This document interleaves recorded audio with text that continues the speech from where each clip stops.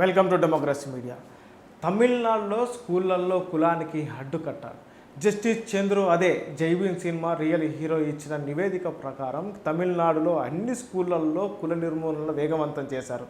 ఈ సర్క్యులర్ ప్రకారం స్కూళ్ళల్లో కుల వివక్షతో పాటు ఏ రకమైన వివక్ష ఉన్నా ప్రతి జిల్లాకి ఏర్పాటైన కమిషన్ దృష్టికి వెళ్తుంది. స్కూళ్ళల్లో ఫోన్స్ రద్దు, ఫోన్స్తో పాటు సోషల్ మీడియా అసత్య కథనాలకు నిర్ధారణపై కౌన్సిలింగ్ కూడా ఇస్తున్నారు.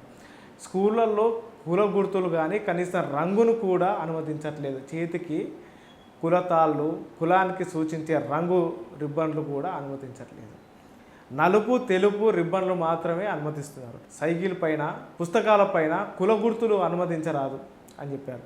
వీధులలో కులాలకు సంబంధించిన పోస్టర్లు జెండాలు కూడా అనుమతించట్లేదు. దీనికోసం తల్లిదండ్రులకు ప్రత్యేక అవగాహన కార్యక్రమాలు చేపడుతున్నారు.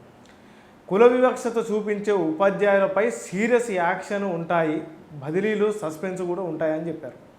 ప్రతి నెల ఉపాధ్యాయులు స్కూల్ తరపున నివేదికను పంపాలి.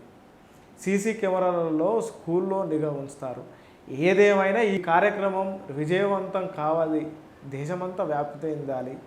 చాన్నాళ్లకు దేశంలో కులాన్ని నిర్మూలించడానికి సరైన కార్యాచరణ అమలవుతుంది.